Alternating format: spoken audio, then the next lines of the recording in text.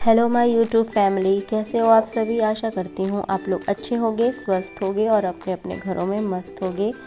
तो ये वीडियो है नवमी के दिन का, जिस दिन हवन और कन्या पूजन होता है। तो यहाँ मैं सुबह सुबह नहा करके भोग प्रसाद के लिए मैं बना रही थी प्रसाद।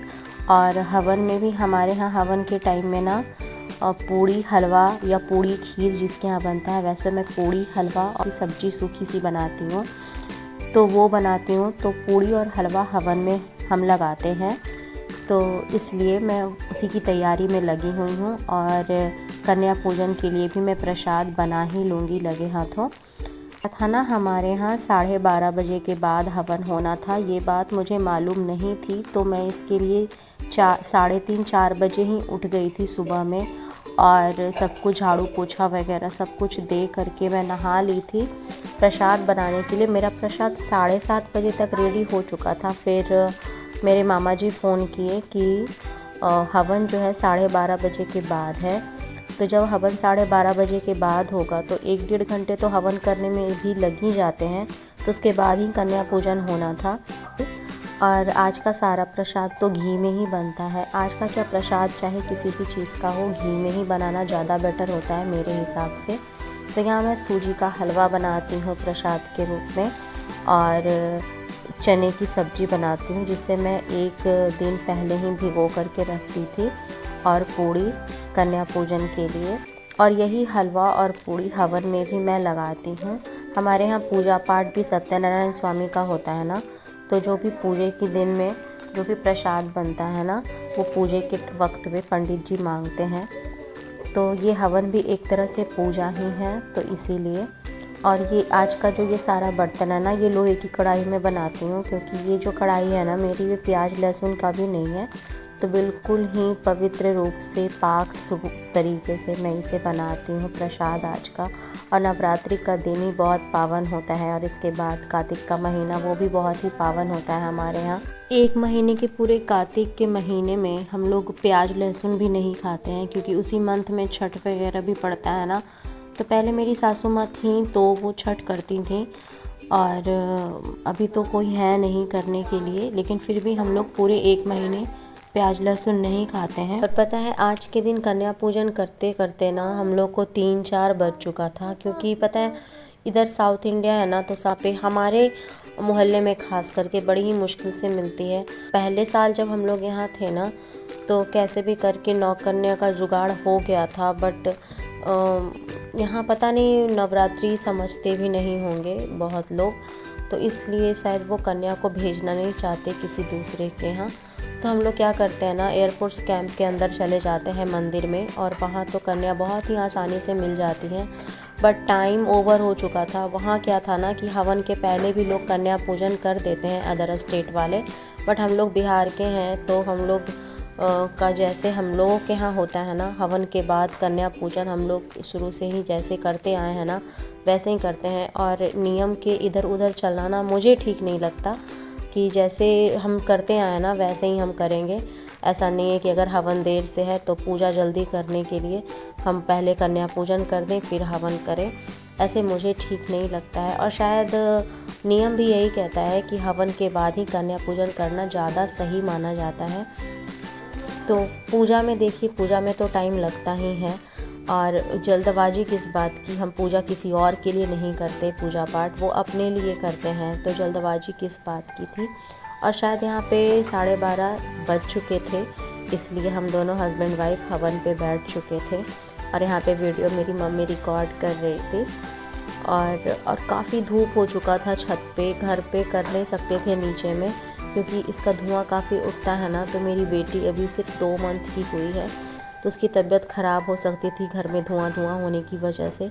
तो हम लोग धूप में भी छत पे आ गए थे। ऊपर से हम लोग बेडशीट डाल दिए थे ना, तो थोड़ा सा रिलैक्स फील हो रहा था। लेकिन फिर भी धूप बहुत तेज़ थी। रेयांश भी नीचे नहीं जा रहा था, जहाँ हम लोग रहते हैं ना वहीं पे रेयांश भी बैठा हुआ रहता है। ओम ऐं ग्रीं क्लीं चामुंडाय विच्चे स्वाहा। ओम ऐं ग्रीं क्लीं चामुंडाय विच्चे स्वाहा।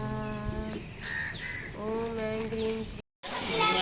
अच्छा, हाँ ठीक ठीक है।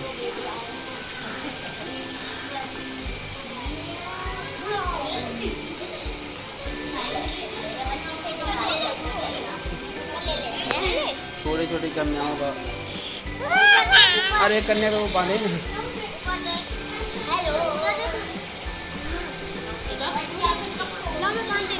दीदी बांध देगी, दो बेटा।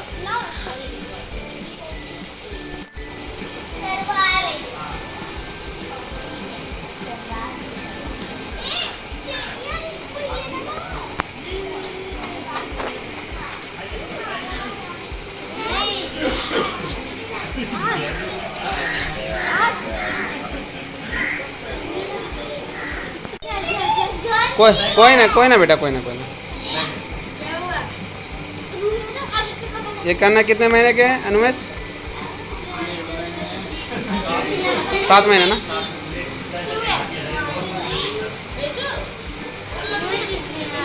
एक कन्या वॉकिंग करने वाली है।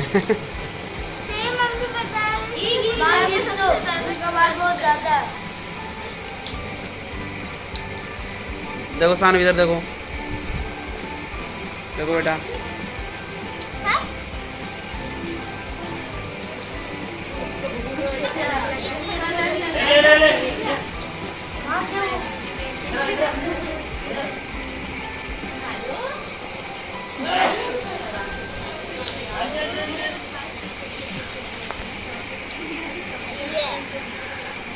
देखो बेटा, इधर देखो मिस्टी। ऐसे ही करके हमारा 9 दिन का ये व्रत कंप्लीट हुआ। हमारा हम में क्या शक्ति है, ये सारा 9 दिन का जो होता है ना, ये माता रानी ही सबको पार लगवाती हैं। वरना एक दिन से अगर 2 दिन हो जाए ना फलाहार पे या मीठे चीज़ पे, तो लगता है कि अब खा लूँ मैं खाना। और यहाँ तो 9 दिनों की बात होती है। 8 दिन तो फुल डे और 9वें दिन आधा दिन तो नौमी के दिन भी लग ही जाता है सब कुछ करते हुए। तो ये 9 दिन का जो व्रत होता है ना, ये तपस्या जो 9 दिनों की होती है, ये हर भक्तों की माता रानी ही पार लगाती है। वही शक्ति देती हैं कि 9 दिन का उपवास हर एक इंसान जो सामर्थ्यवान है वो कर लेता है।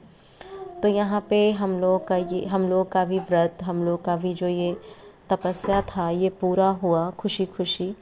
अगले साल माता रानी हमें स्वस्थ निरोग अच्छे से रखें, हम सारे भक्तजनों को। तो हम लोग फिर से माता रानी का स्वागत करेंगे। तो आज का ये छोटा सा व्लॉग आप लोगों को कैसा लगा ज़रूर बताइएगा। लाइक करना मत भूलिएगा, क्योंकि बहुत ही ज़्यादा मेहनत के साथ ये व्लॉग मैंने बनाया है। तो मिलती हूँ आप लोगों से मैं नेक्स्ट व्लॉग में। तब तक के लिए थैंक यू सो मच मेरे व्लॉग्स पे अपना कीमती समय देने के लिए। आप लोग को तहे दिल से धन्यवाद, और अपना प्यार और सपोर्ट आप लोग हमेशा बनाए रखना।